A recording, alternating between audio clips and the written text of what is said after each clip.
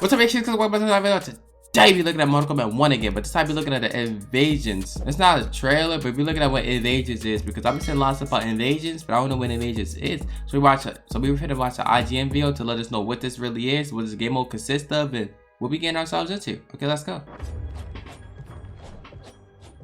You could chalk up Mortal Kombat's massive success as a fighting game franchise to a number of factors. Its 30-year legacy, its unparalleled violence. Ooh, we got test my might, test your might. Kenshin. Its beloved roster of characters, its deep fighting mechanics. We got Kung Lao, bro. I'd argue that one of the most important elements of Mortal Kombat's success, especially since Mortal Kombat 9. So you can fight with or without a cameo. You ain't gotta pick. Or is this cameo, or is this not having cameo thing just for the story mode? Single player offerings, which is one thing that we look at Kung Lao. He's like a normal nigga, bro. Kombat 1. Until now, that is. At a recent event, I got to go hands-on with the first chapter of Mortal Kombat 1 cinematic story mode, as well as its brand new invasion mode. My early impressions are that NetherRealm doesn't seem to be loosening its grip. Hansling? That's his name? Of fighting game single player modes just yet. That is amazing. Further created by Smoke of the Lin Kuei. Turns out the owner of the tea house owes the Lin Kuei some money, and Smoke is there to collect. What follows is what you'd expect to have a Mortal Kombat story mode. A series of battles that tell the story of this particular conflict, with Sub-Zero and Scorpion all jumping into the mix to fight against Kung Lao and Raiden as well. What's notable here is that Kung Lao doesn't yet have his bladed hat, and thus does not have full access to his usual moveset. Likewise, Raiden has not awakened his lightning powers either, so his cameo only has one move that you're able to call upon as an assist. Beyond that though, NetherRealm definitely seems to be continuing with its if it ain't broke, don't fix it philosophy for the main story mode, which is hard to blame them for, even though I do wish that these chapters could get some optional character-specific tutorials, so I wouldn't have to go into each of them completely in the dark when it comes to what the character can actually do.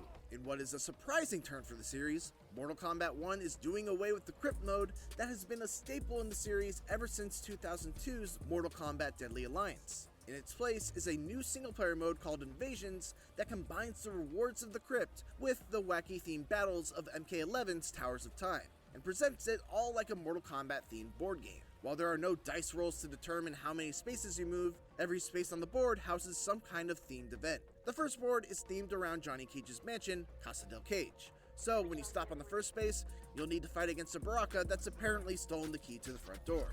After that, you're able to enter the mansion and are guided through its rooms and halls, with more Easter eggs than you can shake a stick at. It's got everything from the famous Sega Genesis blood code, it's ABACABB, to the theater marquee from Injustice 2, and plenty more that any longtime NetherRealm fan is sure to catch on to and giggle at. Many of the fights have gimmicks to them, which should be familiar to anyone who's played through any of Mortal Kombat 11's Towers of Time.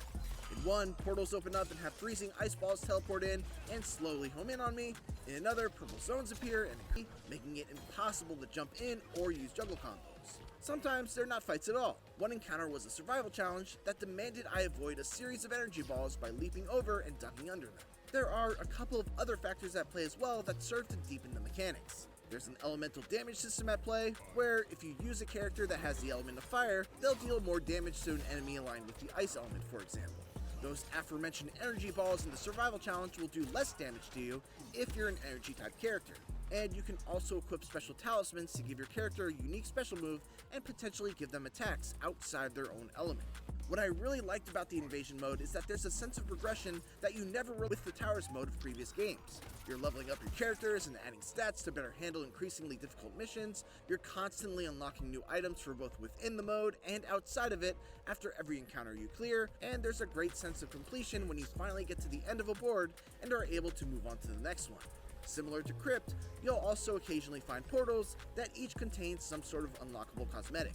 These boards are also refreshed seasonally, with a new story being added every season. The story for the first season focuses on the tragedy of Scorpion and how a version of HANZO Hasashi has been going through timeline after timeline trying to find one where his wife, Harumi, had avoided being killed, only to find that only one such timeline existed, the timeline of MK1, where Harumi is alive and well, but also happily in the arms of Kuai Liang.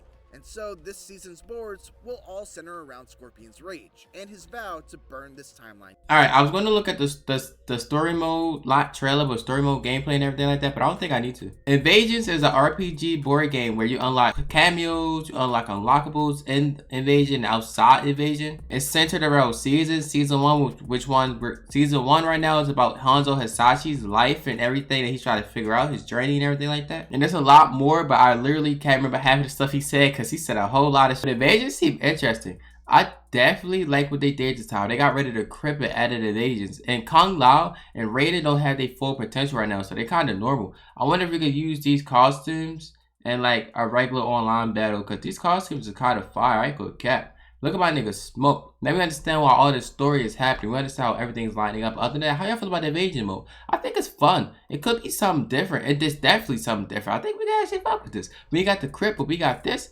I take it. You know what? I fuck with this heavy. And I'm gonna end the video here. Here's your boy King in Invasions mode, looking real good. Part 2 in this bitch, better know that I'm back. When I ride around the city, keep a limited strap. Be for real, who you tricking? I ain't falling for the trap. Nigga thinking that he in it, cause he put it in his rap. I been chillin' for a minute, got a mask.